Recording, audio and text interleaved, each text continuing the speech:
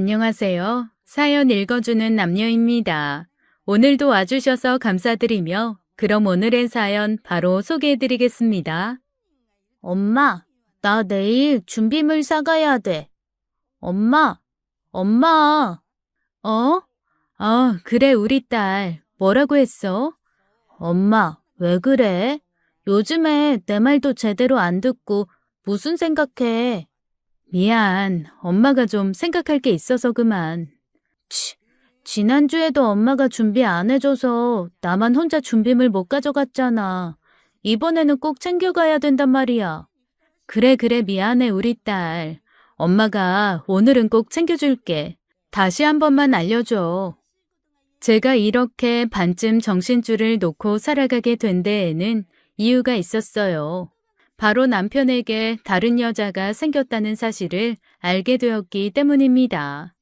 남편과 장기간 연애부터 결혼까지 20년이 가까운 세월 동안 아이 하나를 낳고 나름대로 괜찮은 가정이라고 생각하며 살아가고 있었던 제게 이 사실은 너무나도 충격적이었죠. 몇 번 의심스럽다고 생각은 해봤지만 막상 그 사실을 남편의 입으로 직접 들었을 땐 저는 세상을 다 잃어버린 듯한 느낌이었습니다. 처음에는 그저 남편이 제게 용서를 구하고 잘못을 빌었어요. 무릎을 꿇고 제 바지가랑이를 잡으며 두 손을 모아 열심히도 비벼댔죠. 여보, 내가 정말 미쳤었나 봐.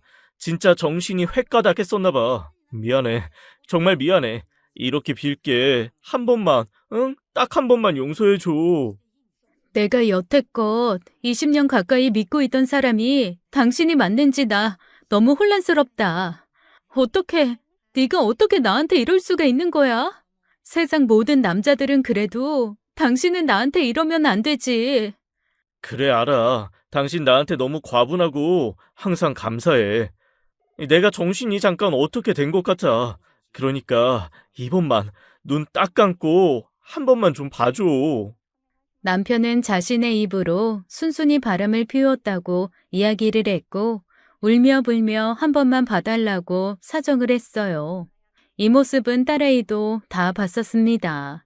아무것도 모르는 11살짜리 딸은 아빠의 이런 모습에 세상에서 가장 싫은 사람을 아빠라고 적기도 했었어요. 너무 혼란스럽고 화도 나서 미칠 것 같았지만 딸아이에게 애비 없는 자식을 만들어주고 싶지는 않았기에 저는 마음을 다시 굳게 먹었습니다. 지금 잠깐만 참으면 분명히 좋은 날이 올 거라는 친정 엄마의 말을 새겨 들으면서 말이죠. 저희 부부는 장기간 연애를 하고 불타오르는 사랑을 했으며 서로에게 없어서는 안 될 반쪽 같은 존재로 여기며 결혼을 했어요. 연애를 하면서 남편은 공무원 시험 준비를 했고 저는 그런 남편을 말없이 서포트해 주었죠. 고등학교 때 남편을 처음 만나 졸업할 무렵 사귀기 시작했고 대학교를 들어간 후부터는 남자친구 겸 가족 겸 그렇게 지냈던 것 같아요. 학교에서 무슨 일이 있거나 알바하는 곳에서 무슨 일 생기면 저는 그 즉시 부모도 아닌 남친에게 먼저 전화를 걸었습니다. 나 오늘 학교에서 무슨 일 있었는지 알아? 글쎄, 내 노트를 몰래 뺏어가서 돌려주지 않아가지고 시험도 제대로 못 보고. 나 이번에 장학금 못하면 어떡하지? 걱정하지 마. 넌 그런 노트 없어도 다 잘하는 애야. 그리고 그런 애들은 나중에 꼭 벌을 받게 돼 있어. 너처럼 착한 애들은 나중에 복을 받게 돼 있고. 그러니 너무 걱정하지 마. 그래도 나 이번에 장학금 못하면 진짜 학교 휴학해야 된단 말이야. 우리 엄마 사정 뻔히 알잖아. 아이고, 걱정하지 말라니까.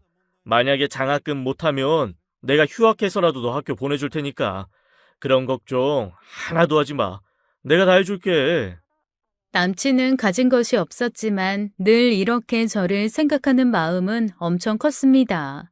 그리고 정말 장학금을 타지 못하자 남자친구는 자신의 등록금을 제게 건네주었고 저는 그 돈으로 학교를 다닐 수 있었어요. 세상에 날개 없는 천사가 있다면 아마 그건 제 남자친구를 두고 하는 말일 것이라며 친구들 모두가 부러워했죠. 남친은 자신의 등록금으로 저를 학교에 보냈고 자신은 그동안 알바를 열심히 했습니다. 과외도 하고 알바도 하면서 돈을 차곡차곡 모으고 미래를 위한 취업 준비도 했어요. 돈이 없어도 긍정적으로 사는 남친의 모습에 저도 참 배울 것이 많다고 생각하며 저희는 서로를 엄청 아껴주었죠. 사실 저희 집은 많이 힘들었어요. 아버지는 안 계시고 엄마는 공장에서 미싱을 하시며 저희 남매를 키워내셨는데 제 남동생이 이런저런 말썽을 피우는 바람에 엄마는 조금씩 모아둔 돈을 깨서 동생 일을 해결해 주시느라 바빴습니다. 저보다 3살 아래의 남동생은 부모님이 이혼을 하신 이후부터 성격이 삐뚤어졌었는데 그 후로 언제부터인가 나쁜 친구들과 어울려 다니고 학교도 잘 가지 않으며 엄마와 제 속을 엄청 많이 썩였었어요. 엄마는 세상에서 가장 착한 사람이었지만 남동생을 휘어잡는 카리스마는 없는 분이셨습니다. 그저 모든 일은 긍정적으로 생각하시는 분이셨고 일이 잘 안 풀릴 때에도 모두 다 자신의 업보라고 생각하시는 분이셨죠.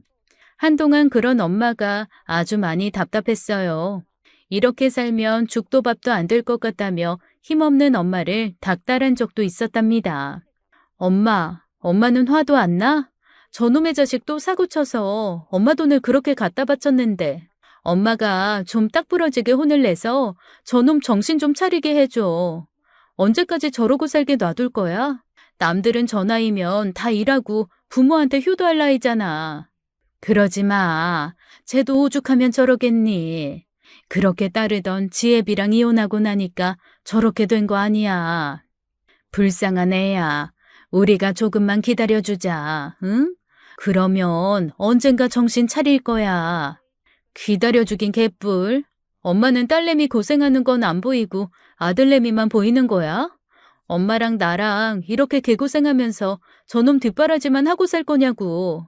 엄마도 나도 사람 살듯이 살아야 할 거다냐. 하지만 엄마는 제 닥달에도 한결같은 마음으로 동생을 대해주셨어요. 어린 시절을 생각해보면 동생은 정말 순하고 착한 아이였고 특히 아빠를 아주 많이 따르는 아이였습니다. 무슨 말 한마디만 하면 눈물이 뚝뚝 흘러나올 정도로 마음씨가 여렸고 혼자서는 아무것도 하지 못하고 항상 아빠 손만 잡고 따라다니는 모습이 눈에 선해요. 그런 남동생을 아빠도 아주 많이 예뻐해 주셨습니다. 저는 딸이라서 그런지 엄마 곁에 붙어 있을 때가 많았는데 아빠 손은 항상 남동생의 몫이었고 부자지간 둘만의 시간을 보내는 날도 아주 많았죠. 한 번은 하도 아빠가 남동생만 챙겨서 제가 서운함에 눈물을 보인 적도 있을 정도였답니다. 그런 아빠와의 기억은 제가 10살 때쯤 멈춰버렸어요. 아빠와 엄마는 무슨 연유에서인지 언제부터인가 엄청나게 싸우기 시작하셨고 몇 년간 두 분의 냉전은 계속되셨죠. 아빠는 그 후로 집을 나가셨는데 처음에는 2주일에 한 번씩 집에 들어오셨고 그 다음에는 한 달, 그리고 그 다음에는 몇 달 후에 들어오시며 점차 집에 들어오는 횟수가 줄어들었어요. 그러던 어느 날부터인가 완전히 집에 들어오지 않아 버리셨어요. 남동생은 그런 아빠를 애타게 찾으며 그리워했고 밤에 잠도 못 자고 울부짖었죠. 아빠 보고 싶어. 우리 아빠 왜 안 와, 엄마? 아빠 불러줘. 나 아빠 옆에서 자고 싶단 말이야. 그래, 우리 아들. 아빠 오실 거야. 아빠가 지금은 어디 멀리 외국에 나가서 일하고 계셔서 그래. 그러니까 우리 조금만 기다려보자. 응? 엄마가 옆에 같이 있잖아. 그러니까 그만 울고. 싫어. 엄마 싫어. 난 아빠가 좋단 말이야. 아빠한테 보내줘 그럼. 아빠가 있는 외국에 나도 보내주라고. 남동생은 정말 많이도 힘들어했던 것 같아요.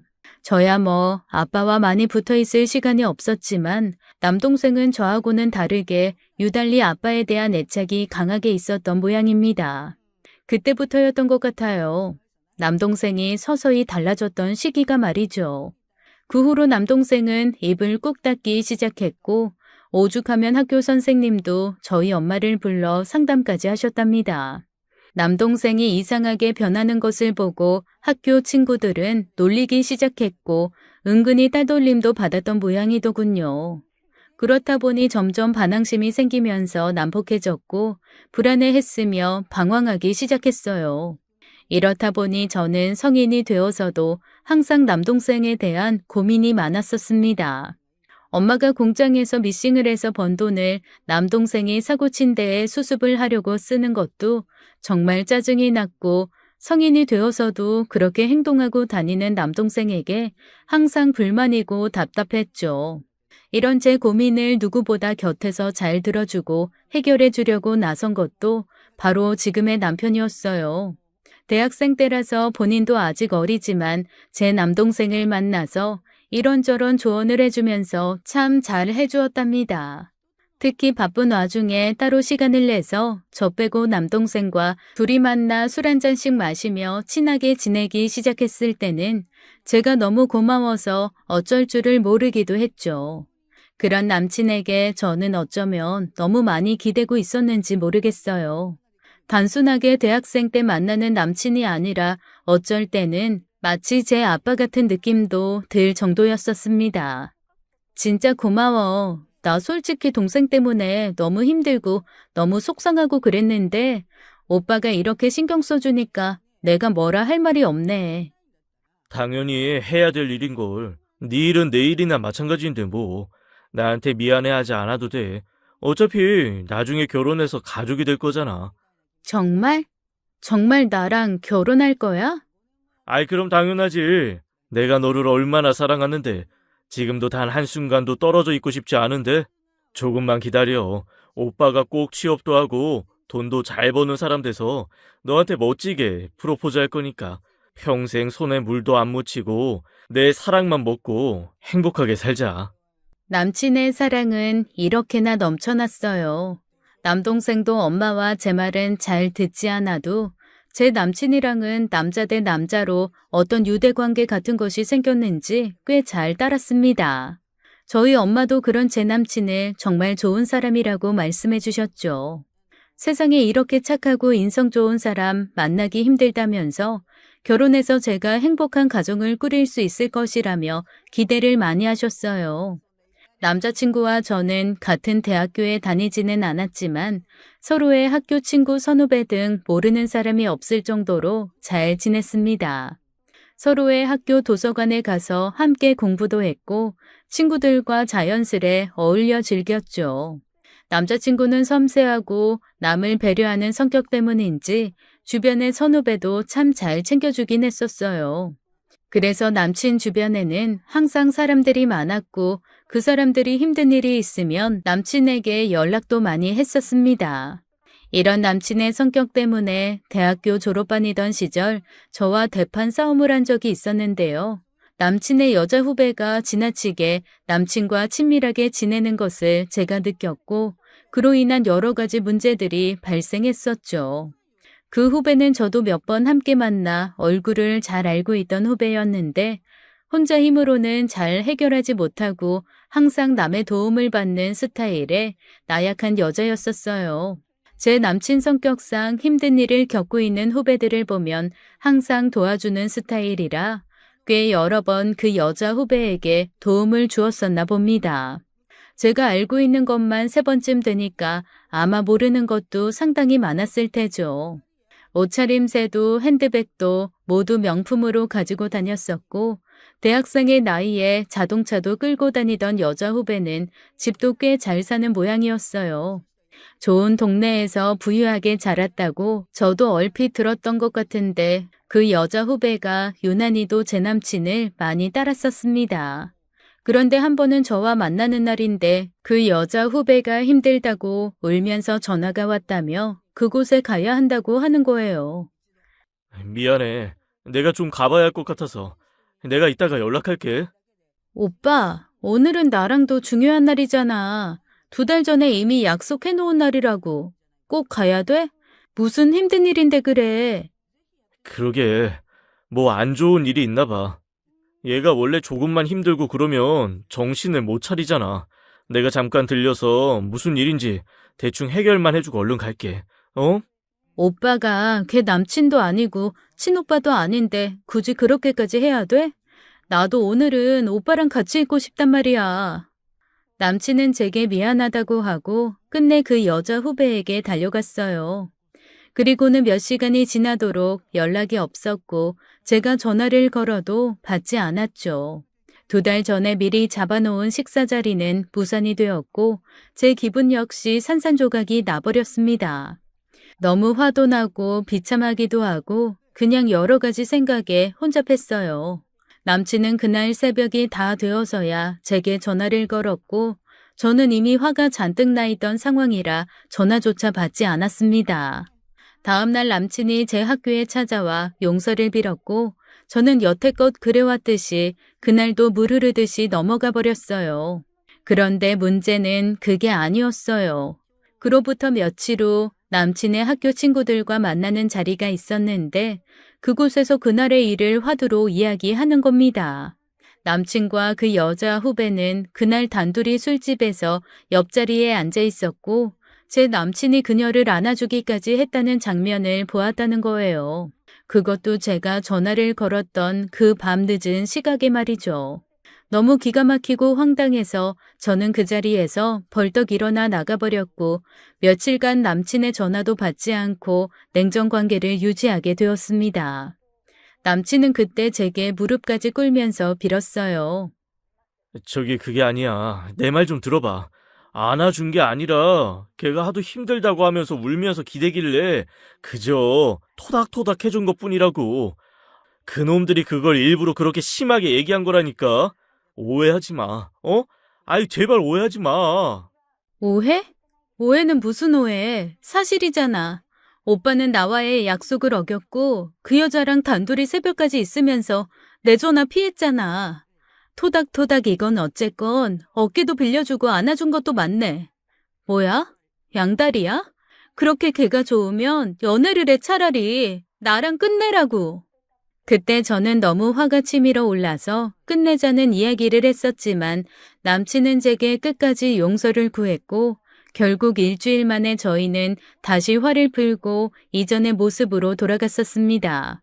하지만 저는 그 남친의 여자 후배가 계속 마음에 걸리긴 했어요. 약한 척, 힘든 척 하면서 그 후로도 남친에게 지속적으로 연락이 왔고 급기야 남친은 그 여자 후배의 연락을 제게 거짓말까지 하기도 했습니다. 저는 그걸 뻔히 알면서도 더 이상 이 일로 싸우고 싶지도 않고 그렇다고 남친에게 너무 구속하고 싶지 않아 어느 순간부터는 믿어버리기로 결론을 내렸죠. 자꾸만 남친의 핸드폰이 신경 쓰이고 그러니까 제가 마음이 너무 힘들어서 못 참을 것 같았거든요. 아마도 남친은 그때 이후로도 끊임없이 그 여자 후배를 도와주고 했었던 모양입니다. 대학 졸업 이후 저는 바로 중소기업에 취직을 했고 남친은 대기업 입사 준비를 했었어요. 저 등록금을 내주고 하느라 남친은 대학교도 졸업하지 못한 채 취직을 준비했고 한동안 저희 커플의 생활 패턴이 많이 달라져서 예전처럼 자주 만나지는 못했었죠. 그래도 항상 서로를 생각하는 마음은 컸었던지라 저도 회사 끝나고 남친의 학교로 찾아갔고 남친 역시 시간이 날 때마다 제 회사 앞에 찾아와서 데이트를 했습니다. 그런데 확실히 저도 사회생활을 하다 보니 대학생의 무직 남친을 만나는 것이 부담이 되기도 했어요. 너무나 고마운 사람이긴 했지만 회사에서 다른 사람들과 비교도 됐고 데이트 비용에 대한 부담도 제가 많이 하다 보니 조금 버겁기도 했었죠. 대학생 때 먹던 음식과 데이트 코스는 사회생활을 하던 제게는 더 이상 많이 즐겁지는 않게 되는 것이 또 이치이더라고요. 더 맛있는 것, 더 좋은 곳을 찾아서 회사 사람들과 노는 것도 큰 재미가 있다는 것을 깨닫기도 했었습니다. 그리고 저를 좋아해주는 멋진 선배도 한 명 있었어요. 누가 봐도 멀끔한 외모에 일도 똑부러지게 잘하는 능력 있는 대리님이었는데 제게 고백을 한 적도 있었습니다. 하지만 저는 제게 너무 소중한 남친이 있었기에 단칼에 거절을 했고 일부러 더 남친에게 집중을 했었어요. 저도 사람인지라 솔직히 아주 조금 흔들리는 마음도 있었던 건 사실이지만 저를 보호자처럼 챙겨주던 남친을 외면할 수는 없었습니다. 남친은 그 후로 대기업 시험에 줄줄이 떨어졌고 작은 회사에 들어갔다가 도저히 안 되겠다며 다시 공무원 시험 준비를 했어요. 그 기간이 몇 년이나 되었기 때문에 저도 남친도 조금씩 지쳐가고 있긴 했습니다. 다시 시작된 남친의 공무원 시험 공부로 인해 남자친구는 다시 학교 도서관에서 많은 시간을 보내기 시작했고 저는 저 나름대로 회사에서 쌓인 스트레스로 인해 힘들어하고 있었죠. 제 생각엔 아마 이때부터 뭔가 이상했던 것 같아요. 공부를 한답시고 제게 연락도 잘 안 했고 데이트를 자주 하지도 못했었는데 알고 보니 그때 그 여자 후배랑 함께 도서관에서 공부를 하고 있었습니다. 저는 그 사실을 알게 되었고 또 한 번 남친에게 얘기를 했지만 남친도 그 부분에 대해서는 지쳐갔는지 제게 한숨을 쉬며 말하더군요. 소희야, 지금 그게 중요해? 걔랑 도서관에서 같이 공부한 게 뭐가 그렇게 중요한데? 난 지금 사활을 걸고 공무원 시험을 준비하고 있잖아. 내가 얼마나 열심히 사는지 안 보여? 지금 그런 쓸데없는 생각해서 사람 의심하고 그럴 건 아니잖아. 뭐라고? 나한텐 중요해. 걔 오빠랑 같이 붙어 있는 거 싫단 말이야. 왜 공부를 같이 해야 되는 건데? 그렇게 중요한 시험 준비면 따로 해야 더 집중이 잘 되지. 도대체 왜 또 걔냐고. 나 걔 너무 신경 쓰이고 짜증난단 말이야. 아, 정말 답답하다. 지금 너는 회사 다니면서 회식하고 사람들이랑 노는 거 정말 재밌지? 네가 내 마음을 알기는 하겠냐? 그러니까 이렇게 답답한 소리 나는 거지. 남친은 많이 지쳐 있는 것 같았어요. 그리고 제가 이런 오해를 하는 것 자체를 더 이상은 이해하기 힘들다고 말했어요. 하긴 저희가 연애를 한 지 7년이라는 시간이 지났으니 이렇게 나올 만도 하겠죠. 서로에 대한 믿음이 없이는 이렇게 긴 시간을 버티지는 못했을 테니까요. 그 후로도 몇 번 크고 작은 다툼이 이어졌고 저는 급기야 헤어질 생각까지도 했었습니다. 하지만 그때 제 남동생이 저를 말렸어요. 누나, 내가 지금이라도 마음 잡고 돈 벌고 있는 거 다 형 때문이야. 나 그때 형 아니었으면 아직도 누나가 그러면 안 되지. 형한테 그러면 안 돼. 형이 우리한테 어떻게 했는데. 알아. 나도 다 알아. 그래서 나도 정말 힘든데 너무 다른 생활을 하다 보니까 서로에게 지치는 것 같고. 누나 남자들 다 똑같아. 한 여자 오래 만나면 형처럼 하는 사람 있을 줄 알아? 다 똑같다고 다. 그나마 형이니까 이 정도로 누나 챙기고 나랑 우리 엄마까지 챙기는 거잖아. 누나 그거 알아야 돼. 세상에 그런 형 없어. 그러니까 헤어지니 뭐니 그런 쓸데없는 생각 아예 하지도 말라고. 어느새 남동생은 제 남친에 대한 믿음이 강하게 자리 잡혀 있었고 제게 절대 헤어지지 말라는 말까지 했습니다. 엄마와 남동생의 적극적인 권유로 저는 남친과의 몇 번의 고비를 넘겨 결혼을 하게 되었어요. 남친의 부모님은 경제적인 여유는 없으셨어도 그저 소소하게 열심히 일하시며 사시는 분들이셨습니다. 빚 보증을 잘못 쓴 일 때문에 빚이 많으셨고 그 빚을 제 남친까지 갚아야 하는 상황이었지만 인성만큼은 좋으신 분들이셨죠. 가진 것 별로 없이 시작한 저희 신혼살림은 빠듯하기만 했고 아이의 계획을 미뤄가며 열심히 살아갔어요. 그때 당시에도 남친이 공무원 시험에 합격하지 못해서 알바를 했던 상황이라 집안의 생계에 있어서는 제가 거의 책임을 지고 있을 수밖에 없었죠.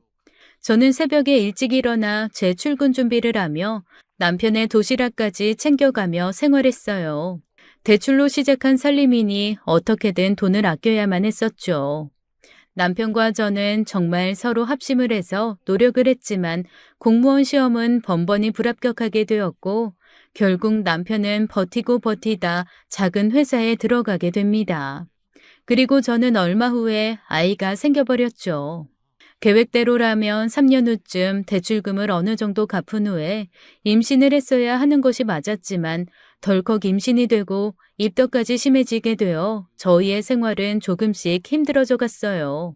그래도 하늘이 주신 축복이니 행복하다고 생각을 하며 현실을 마주했고 없는 살림에 저는 회사까지 그만두게 되었습니다. 입덧도 입덧이지만 유산기가 있다고 하니 제게는 어쩔 수 없는 선택이었죠. 아이가 태어나고 점점 더 생활은 어려워져만 갔고 저는 허리띠를 졸라매고 더욱더 아껴 쓰며 살아갔어요. 아이를 키우면서 집에서 조금씩 부업도 했고 남편에게 점심 도시락까지 챙겨주면서 말입니다. 하지만 남편은 어느 순간부터 이런 생활이 힘이 들다고 투덜대기 시작하더군요. 나 언제까지 도시락 싸가지고 다녀야 돼. 남들 다 사 먹는데 나 혼자 빈 사무실에서 도시락을. 언제는 안 질리고 좋다며. 내가 만들어준 음식이 세상에서 제일 맛있다며. 우리 지금 단 한 푼이라도 아껴야 돼. 알잖아, 당신도. 그러니까 우리 조금만 참자. 아이가 조금 크고 나면 나도 일하고 상황 나아지겠지. 허구한 날 돈도 나는 거 정말 듣기 싫고 힘들다. 남들도 다 이렇게 사는 건가? 난 왜 우리 집만 힘들고 그런 것 같지? 남들은 다 즐겁고 행복해 보이는데. 여보, 그런 말이 어딨어. 우리 아이가 있는데 무슨 그런 말을 해? 그러지 마. 우리 충분히 행복해. 그리고 남들도 다 어렵고 그러는데 단지 표현을 안 할 뿐이라고. 투덜대는 남편을 애써 위로하며 용기를 주었지만 남편은 왠지 점점 지쳐가는 듯한 모습이었습니다. 그리고 아이가 커가면서 남편은 점점 밖에서 보내는 시간이 많아졌고 집안에 관심을 두지 않는 것 같았어요. 아이의 한순간도 놓칠세라 열심히 사진을 찍고 동영상을 찍어서 남편에게 보내보아도 남편의 반응은 영 시큰둥했었습니다. 뿐만 아니라 제게 다가오는 횟수도 크게 줄어들었고 매일 피곤하다는 말만 반복했었는데 제 생각에는 이때부터 무언가 심상치 않은 일이 벌어졌던 것 같아요. 바보같이 남편이 정말 힘들고 바빠서 그러는 줄만 알고 저는 남자에게 좋다는 한약까지 지어서 열심히 먹였고 저를 위한 돈은 단돈 10,000원도 쓰지 않으면서도 남편에게는 좋은 화장품, 좋은 옷을 사주려고 노력했습니다. 한 번은 아울렛에서 세일을 한다는 전단을 보고 불이 나게 달려가 남편에게 어울릴 만한 셔츠와 양복 한 벌을 사다 놓고 기다리고 있었어요. 50만 원이 가까운 돈이었기에 제게는 엄청나게 큰 돈이었는데도 남편이 조금이라도 번듯하게 입고 다니는 모습을 기대하며 산 거죠. 하지만 그 양복을 본 남편의 반응은 정말 냉담했습니다. 여보, 이거 봐봐. 짜잔. 내가 이거 돈 모아서 당신 주려고 산 거야. 마침 아울렛이 세일을 하지 뭐야? 득템이야, 득템. 얼른 입어봐봐. 너무 잘 어울리겠다. 그치? 아, 그래. 나중에 입어볼게. 지금 좀 피곤해서 뭐 당신이 알아서 잘 샀겠지. 뭐? 무슨 반응이 그래? 이거 셔츠까지 합쳐서 40만 원도 넘는 돈이라고. 얼마나 망설이다가 샀는데. 그놈의 아울렛. 아, 알았어. 입어볼게. 아울렛 옷이 거기서 뭐 거기지 뭐 별다른 거 있냐? 호들갑은? 여보, 무슨 말이 그래? 호들갑이라니. 왜? 싫어? 아울렛이라서 싫어? 우리 집 형편이. 아, 알았다니까 그만 좀 해. 형편이고 나발이고 그만 좀 하라고. 지긋지긋하니까. 에이. 예상치 못한 남편의 반응은 저를 아주 많이 당황하게 만들었어요. 이럴 사람이 전혀 아니라고 생각하고 있었기에 황당함을 감출 수가 없었습니다. 그 후로도 남편은 짜증이 늘었고 돈돈거리는 제가 부담스럽다고 표현을 하더군요. 아이가 어린이집에 가면서 오전 시간에 빵집에서 알바를 하는 제가 창피하다며 빵 냄새가 난다는 말까지도 했었고 말이죠. 빵집에서 일하는 게 뭐 자랑질이냐? 아주 옷이랑 온 집안에서 빵 냄새가 진동을 하네. 역하다 역해. 무슨 그런 말을 해. 나는 한 푼이라도 더 벌려고 아이 어린이집에 맡기고 일하는 건데. 당신이 능력이 넘쳐 흘렀으면 내가 이렇게 냄새나는 알바를 왜 하겠어? 안 그래? 뭐? 이 여편 내가 진짜 할 말 못할 말이 따로 있지? 어디서 그딴 소리를 짓거려? 너 진짜 미쳤냐? 그러게 능력 많은 딴 놈을 만나지 왜 나 같은 놈 만나서 개고생이냐? 당신이 계속 내가 돈돈거린다면서 불평하니까 하는 말 아니야. 내가 뭐 처음부터 그랬어? 당신이야말로 요즘 왜 그러는 건데? 내가 뭘 잘못했다고. 아둥바둥 애 키우면서 열심히 살아가는 나한테 왜? 됐다 됐어. 말을 말아야지. 그러게 부모라도 잘 만났어야지. 아둥바둥 살기 싫었으면. 그만하자. 더 이상 무슨 말을 하겠냐. 너 열심히 살고 있는 거 알았으니까 그만하자고. 남편의 표현은 점점 더 거칠어지기 시작했고 급기야 저와 저의 집안을 모독하는 발언까지도 서슴지 않더군요. 결국 제 자존심까지 건드린 남편에게 저도 화가 아주 많이 났고 한동안 친정에 가 있기도 했습니다. 이전 같았으면 화가 나서 친정에 간 제 화를 풀어주려고 찾아와서 무진장 노력을 했을 텐데 남편은 제게 전화 한 통 하지 않았어요. 이틀, 3일 지나도록 아무런 연락도 없었고 그대로 일주일이라는 시간이 흘렀습니다. 뭔가 대단히 이상한 느낌이 들었죠. 하지만 친정엄마는 이런 제게 긍정적으로 생각해야 가정을 지킬 수 있고 제 마음도 편하다는 말을 하시더군요. 저기 말이다. 박서방 너무 뭐라고 몰아세우지 마. 남자들은 다 그런 법이야. 자꾸만 몰아세우면 동굴로 자꾸 들어가려고 하는 게 너구리랑 같거든. 가정이 계속 유지되려면, 그리고 아이한테 아빠 없는 자식 만들고 싶지 않으면 그냥 슬그머니 모른 척하고 넘겨, 응? 아니야, 엄마. 이놈의 인간 뭔가 분명히 있어. 수상해. 아무리 그래도 지가 그렇게 심한 말을 해서 내가 화가 났으면 최소한 잘못했다고 빈말이라도 사과를 해야 되는 거잖아. 변해도 너무 변했고 뭔가 있어 분명히. 나 이대로는 못 넘어가. 절대로. 얘가 자꾸 이럴래? 엄마 말 들으라니까. 엄마 꼴을 봐라. 네 아빠랑 이혼하고 네 동생 어떻게 컸니? 그리고 엄마가 얼마나 고생을 하면서 니네 먹여 살린 줄 알아? 그러지 마, 제발, 응? 워낙에 긍정적인 성격을 갖고 계신 엄마는 제게 참으라고 말씀하셨고 자신처럼 이혼만은 하지 말라고 신신당부를 하셨습니다. 아이가 아빠를 찾아서 어쩔 수 없이 집으로는 들어갔지만 제 화는 여전히 풀리지 않았고 남편의 행동 하나하나를 살펴보게 되었어요. 주말에도 자꾸 밖으로 나가고 집안에서 생활하는 시간을 굉장히 짜증내하고 답답해하는 꼴이 밖에서 뭔가 재미있는 일이 있는 것 같았죠. 그리고 그로부터 얼마 후 남동생에게서 충격적인 이야기를 전해 들었어요. 제 남편이 어떤 여자와 다정하게 회사 앞에서 만나서 술집으로 들어가는 모습을 보았다고 했습니다. 매형한테 누나랑 잘 좀 풀어보라고 말하려고 회사에 찾아갔는데 어떤 여자랑 다정하게 나가더라고. 에이씨, 내가 가서 단판을 지었어야 되는 건데 영 찜찜하네. 회사 여직원이겠지. 아니면 뭐 아는 선후배거나. 니네 매형 성격 몰라? 워낙에 여기저기 도움 주고 나서는 거 좋아하는 사람이라 아마 그런 것 때문에 고마워서 그럴 수 있어. 신경 쓰지 마. 그래도 그렇다 치고는 너무 다정했단 말이야. 내가 사진 그때 찍어 놓은 거 있는데 보내줄 테니까 한번 봐봐. 좀 흔들렸는데 그래도 누군지는 보일 거야. 남동생은 흔들린 사진 한 장을 제게 보냈어요. 저 멀리서 어떤 여자와 다정하게 지나가고 있는 사진이었는데 자세히 확대해서 쳐다보니 어디서 많이 낯이 익은 여자였습니다.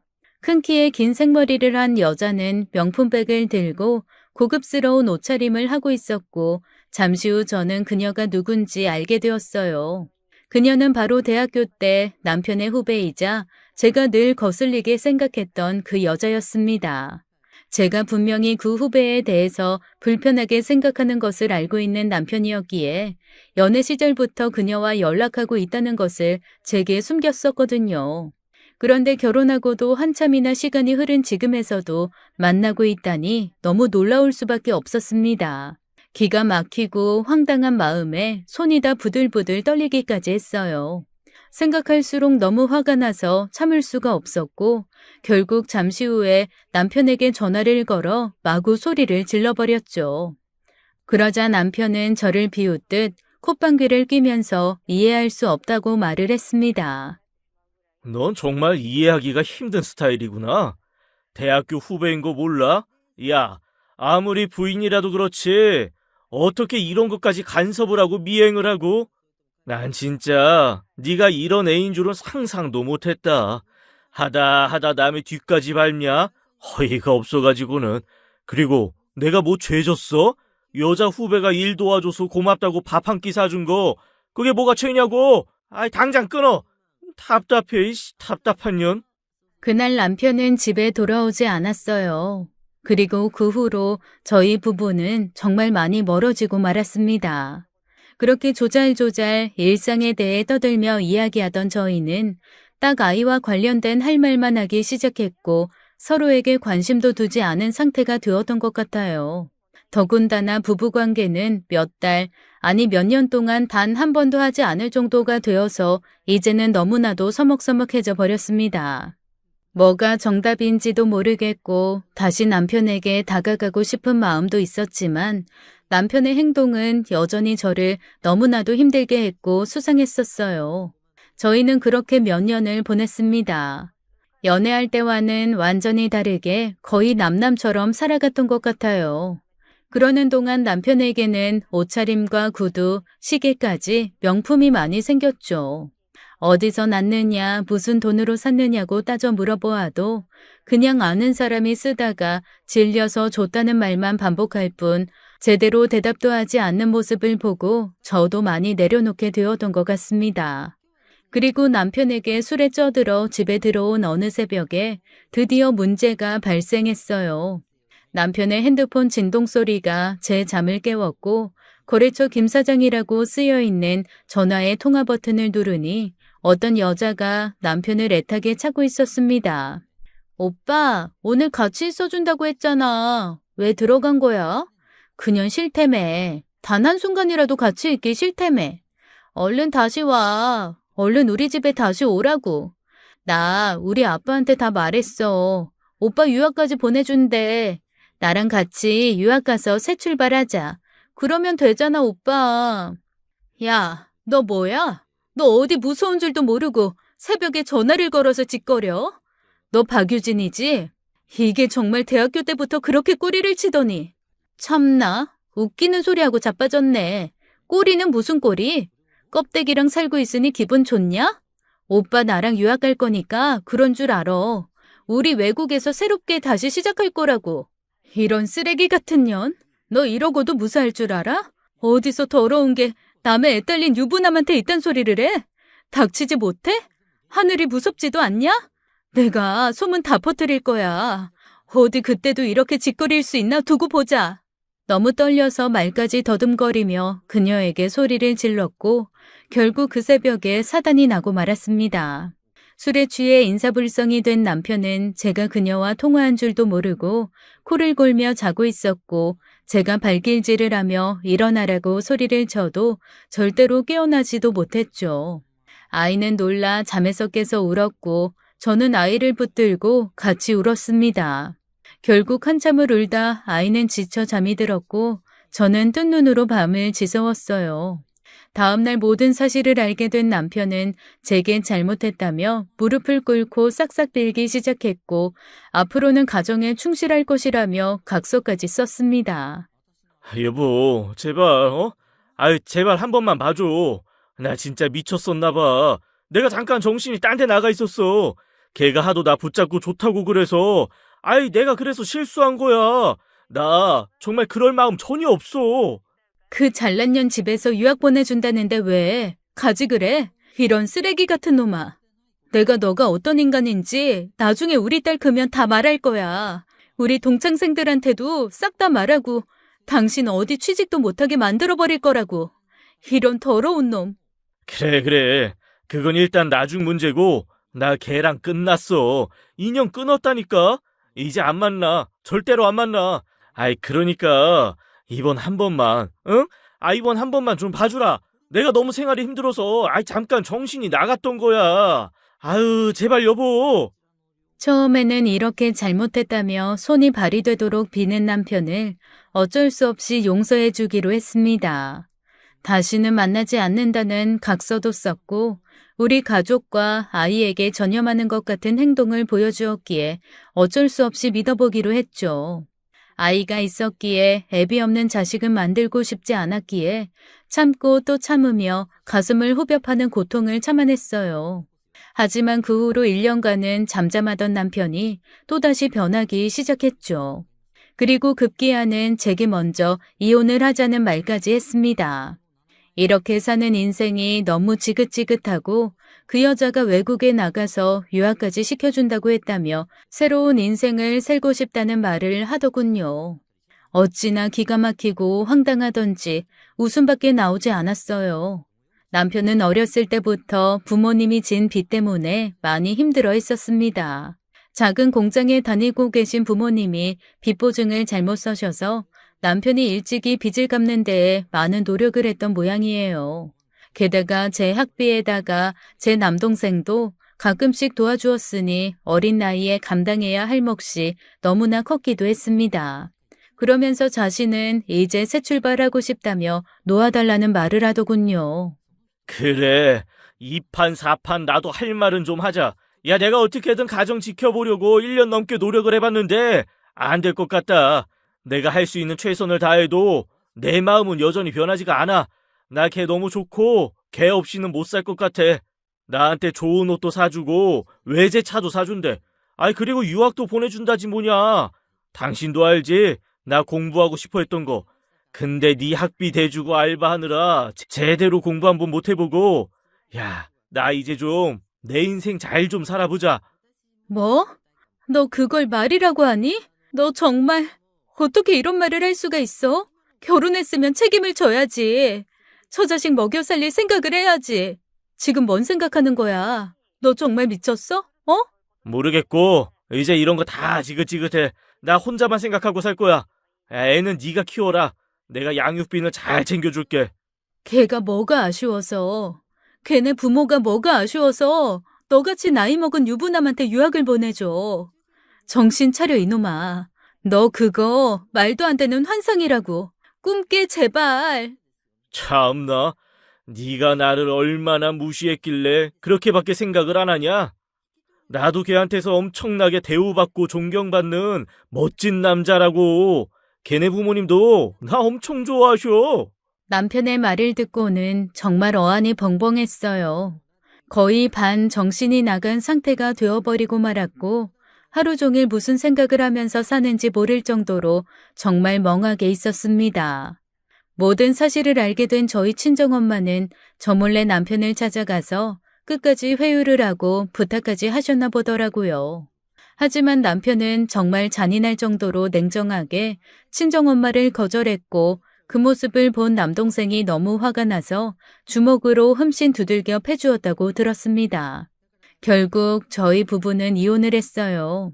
제대로 무슨 말도 못하고 남편의 불륜녀가 준비한 변호사의 말에 이끌려가며 멍하니 이혼을 당했죠. 아이 때문에 버티고 싶던 마음도 나중에는 너무 지쳐 어떻게 하고 싶은 마음도 들지 않았고 제 인생을 자포자기하는 심정으로 하루하루를 살아갔습니다. 이혼이라는 과정이 사람을 얼마나 나락으로 떨어뜨리고 힘들게 하는지 아마 여러분들은 상상하지도 못하실 거예요. 생각보다 훨씬 아주 많이 고통에 이르게 하는 것이 바로 이혼이랍니다. 아이는 아이대로 적응 못하고 저는 저대로 정신 못 차리고 있고 아주 저희 모녀는 한순간에 나락으로 떨어지는 것 같았고 제가 하도 정신을 못 차리고 있으니 친정엄마는 저희 모녀와 함께 살면서 챙겨주시기 시작하셨어요.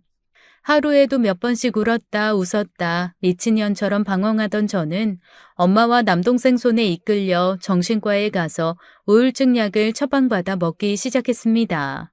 이혼 후 한 2년 동안은 수도 없이 방황하며 힘들어하기만 했어요. 그러던 어느 날 딸아이가 제게 말했어요. 엄마, 우리 엄마는 세상에서 제일 멋지고 예쁜 엄마였는데 요즘은 왜 그래? 엄마가 그러면 나도 너무 힘들어. 다시 우리 엄마 모습으로 돌아와 주면 안 돼? 내가 스케치북에 그린 엄마 모습처럼.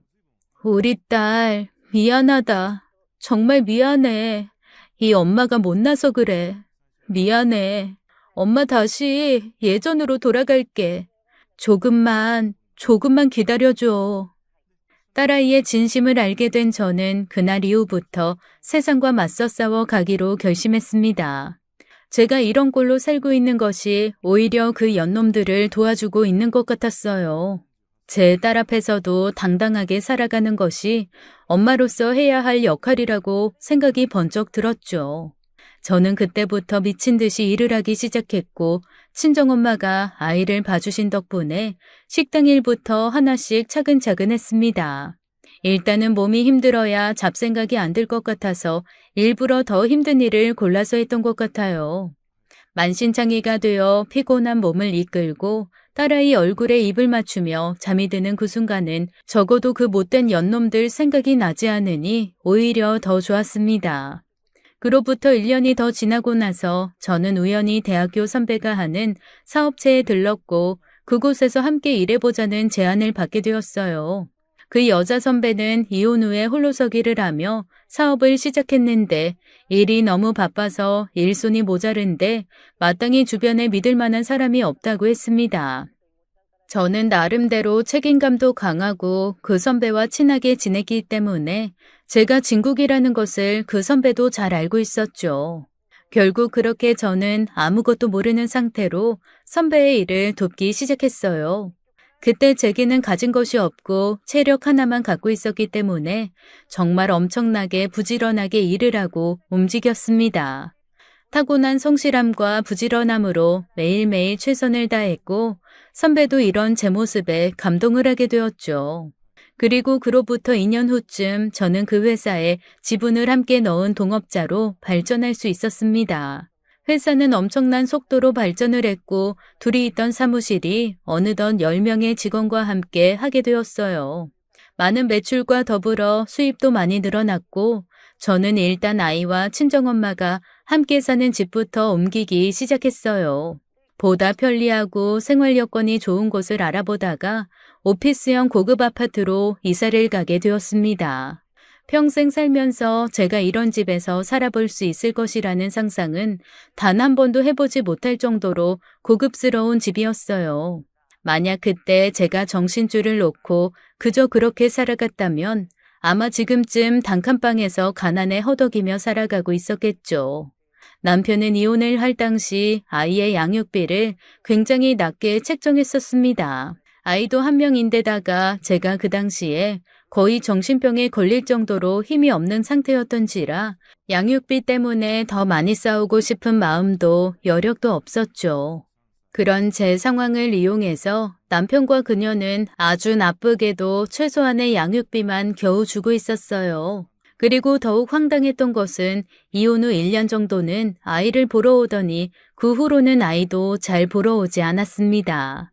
연락도 점점 뜸해졌고 아이에 대한 의무감과 책임감도 상실해버린 모양이에요. 이런 아빠를 억지로 아이에게 보여주는 것이 저는 오히려 더 안 좋은 영향을 끼친다는 생각에 어느 정도 포기를 하고 있었고 어느 순간부터는 전화번호조차 바뀌어버린 것 같았습니다. 저는 사업에 성공을 하면서 몰라보게 달라졌어요. 일단 외모부터 많이 자신감을 찾았고 옷차림이나 화장도 밖에서 모르는 사람이 보면 아가씨라는 말을 들을 정도로 잘 가꾸는 사람으로 되어 있었죠. 딸아이는 이런 저를 보고 너무 좋아해 주었습니다. 우리 엄마 너무너무 예뻐. 그 옷도 너무 예쁘고 화장도 예쁘다. 엄마 귀걸이 그거 말고 이거 하면 안 돼? 내가 엄마를 다시 그릴 건데 이 귀걸이 찬 모습으로 그리고 싶단 말이야. 우리 엄마 영화배우처럼 정말 예쁘다. 너무 보기 좋아, 엄마. 정말이야? 우리 딸 눈에 엄마가 그렇게 예뻐 보여? 고마워. 엄마 예쁘게 봐줘서. 엄마는 너랑 함께하는 모든 순간들이 너무나 행복하고 감사해. 우리 딸 하고 싶은 거 엄마가 다 해줄 거야. 알았지? 우리 다음 달 생일에 할머니랑 셋이서 여행 갈까? 우리 딸 괌 한번 가볼까? 어때? 저는 이제 딸아이와 친정엄마를 모시고 해외여행도 갈 수 있는 수준이 되었어요. 남들이 보면 딱 제가 이혼하고 벼락부자가 된 것이라고 생각할 수도 있을 것 같았죠. 맞습니다. 정말 벼락부자라는 말이 딱 맞아요. 남편과 살 때는 감히 상상도 하지 못할 만큼의 큰 돈을 매월 벌고 있고 아주 감사하게도 계속해서 그 금액은 커져가고 있죠. 그러던 어느 날 저는 상상도 못할 사람을 우연하게 만나게 되었습니다. 그날은 제가 괌으로 여행을 가려고 휴가를 내고 집으로 일찍 퇴근을 하고 있다가 택배기사 아저씨와 함께 엘리베이터를 타게 되었어요. 모자를 푹 눌러 쓴 택배기사는 웬일인지 저를 힐끔힐끔 쳐다보는 것 같았습니다. 뭔가 이상한 느낌이 느껴져 엘리베이터 거울로 힐끔 택배기사를 쳐다보았는데 글쎄 굉장히 낯이 익은 모습이었어요. 땀이 흥건하게 젖어서 땀 냄새가 진동을 하고 있었는데 저는 순간 그 남자가 제 전남편이라는 것을 알 수가 있었죠. 어머나, 당신이 여기 왜 있어? 당신 맞지? 민주 아빠 맞지? 아니에요. 아닙니다. 사람 잘못. 내가 당신을 몰라? 연애부터 시작하면 20년을 함께 했는데 지금 여기서 뭐 하는 거야? 당신 그년이랑 유학 안 갔어? 어? 아닙니다. 사람 잘못 보셨다니까요. 아니에요. 무슨 소리 하시는 거예요, 지금? 귀신을 속여라, 귀신을. 외국으로 유학 가서 연락도 잘 안 하는 줄 알았더니만 기껏 지금 여기서 택배하고 있는 거야? 아주 잘났다, 잘났어. 꼴 좋다. 그럼 니네가 나한테 이렇게 피눈물 나게 하고 잘 살 줄 알았냐? 처자식 매몰차게 버리고 가더니 아주 꼴 좋다, 좋아. 남편을 향해 마구 쏟아져 나오는 말을 차마 제 자신도 감당할 수가 없었어요. 결국 저는 쌍욕까지 퍼부어대며 남편에게 삿대질을 했고 남편은 결국 엘리베이터 안에 있던 택배 물건들을 놔두고 그대로 주랭랑을 쳐버렸습니다. 저는 그 뒷모습을 보며 많은 생각이 들었어요. 그렇게 제게 자신을 놔주라고 말을 하며 매몰차게 돌아서더니 결국엔 이런 꼴로 제 앞에 나타난 게 다 인과응보라고 느껴졌습니다. 그리고 갑자기 그 불륜녀는 뭐하고 사는지 궁금해졌고 도대체 어찌된 영문인지도 알아보고 싶어졌죠. 대학교 후배에게 연락을 해서 그녀에 대해 알아봐 달라고 했어요. 후배는 남친 대학교 후배랑 사귄 적도 있었기에 아직도 몇 명과 연락이 잘 되고 있던 상태였습니다. 다음 날 대학교 후배는 제 전남편과 불륜에 대해 여기저기 전화를 돌려 수소문을 했고 결국 그년이 다른 부잣집 남자를 만나서 제 남편을 버리고 시집 갔다는 이야기를 들었습니다. 닥쳤던 게 신세로 전 남편은 완전히 매몰차게 버림받았고 유학은커녕 갖고 있던 돈마저 사기를 당해 현재 원룸에서 월세 생활을 하고 있다고 하더군요. 그 과정 중에 전 남편은 그 불륜녀의 집뿐만 아니라 그녀의 아빠가 운영하고 있는 회사까지 찾아가 사정을 했었나 봅니다. 유학을 보내준다고 해서 처자식 다 버리고 왔다고 하면서 말이죠. 하지만 그 집안에서는 완전히 냉정하게 모르는 척을 해버렸고 회사까지 그만둔 전 남편 입장에서는 아주 많이 억울했었다고 하더군요. 저는 몰랐는데 남편이 어느 날 대학교 후배에게 일자리를 소개시켜달라는 말까지도 했었다고 합니다. 같은 대학교 출신은 아니었지만 전 남편으로 인해서 서로 연결된 사람들이 꽤 많았거든요. 나이도 꽤 있는데 기술은 없고 당장 연봉만 높게 쳐달라고 하는 남편의 말이 꼴 같지도 않았다면서 후배는 비웃으면서 말을 했다고 하는데 역시 사람은 위치나 자리가 중요한가 봅니다. 하긴 저를 생각해봐도 알 수 있어요. 제가 이혼을 하고 한 2년 가까이 정신과에 다니며 멍하게 살고 있을 때 주변 사람들이 저를 완전히 병자 취급하고 제대로 만나주지도 않았었답니다. 처음에야 이혼하고 그러고 있으니 걱정해주면서 연락도 하고 그러더니 그것도 한두 번이죠. 사람은 다 똑같은 거잖아요. 이제야 사업이 잘 되고 그러니 여기저기서 연락이 오고 만나자는 말도 많이 하지만 그때 당시는 진짜 서러웠던 기억이 납니다. 그러니 남편의 꼴도 안 봐도 비디오겠죠. 게다가 남편의 그 성격상 다른 사람 일에 참견하고 도와주기를 좋아하다가 꼴 좋게 사기까지 당했던 모양인데 그 돈이 살면서 반으로 나눈 재산 분할의 거의 대부분이었을 겁니다. 그것 말고는 모아둔 돈도 없는 사람이었으니까요. 어머, 언니, 진짜 대박이다. 어쩌면 그 오빠가 그 꼴이 된 거야? 언니 그래도 기분은 좋겠어요. 기분이 좋긴 뭐가 좋아. 그렇다고 안 좋다고 하면 거짓말이고 뭐 그냥 씁쓸하지. 그래도 언니랑 딸내미 버리고 그렇게 매몰차게 간 사람이 행복하게 잘 살고 있는 것보단 낫잖아요. 안 그래요? 저 같아도 그럴 것 같은데. 제가 다 속이 시원해요. 그래, 거짓말은 안 할게. 한편으로는 속이 시원하고 또 아이 아빠라는 생각하면 한편으로는 씁쓸하고 그래. 알아봐줘서 고맙다. 그렇다고 또 다른 친구들한테 다 소문내고 다니지는 말고, 알았지? 후배에게 전해들은 이야기를 곱씹어 보니 참 마음이 답답해졌습니다. 그렇게 한치 앞날도 모르고 그렇게 날뛰어대더니 아주 꼴이 좋다는 생각도 들었지만 그래도 아이 아빠인데 그렇게까지 망가졌다는 소식이 마냥 좋기만은 하지 않더라고요. 조심스레 남동생한테만 얘기를 살짝 흘렸는데 남동생은 불같은 성격에 그 자식을 가만히 놔두었느냐고 오히려 제게 화를 냈어요. 엘리베이터에서 봤으면 뺨이라도 때리고 발길질이라도 확 해버리지 그 인간을 내버려 뒀느냐고 했습니다. 그러면서 앞으로 그 인간을 만나면 꼭 자기를 부르라며 신신당부를 했어요. 그날 밤 저는 잠을 이루지 못했어요. 그동안의 일들이 주마등처럼 스쳐 지나갔고 행복했던 일 또한 많이 생각이 났죠. 그와 함께한 세월이 워낙에 길다 보니 별의별 일이 다 있었고 희노애락을 함께하던 저의 반쪽이었으니까요. 다음날 경비실에서는 안내 방송이 나왔습니다. 택배 물품을 보관하고 있으니 입주민들에게 직접 찾으러 오라는 방송이었는데 입주민들 사이에서는 그 택배 기사인 제 전남편을 욕하느라 난리도 아니더군요. 아니, 그 택배 기사는 뭔 일을 그딴 식으로 한대? 물건을 엘리베이터에 두고 그냥 내동댕이 쳤다며?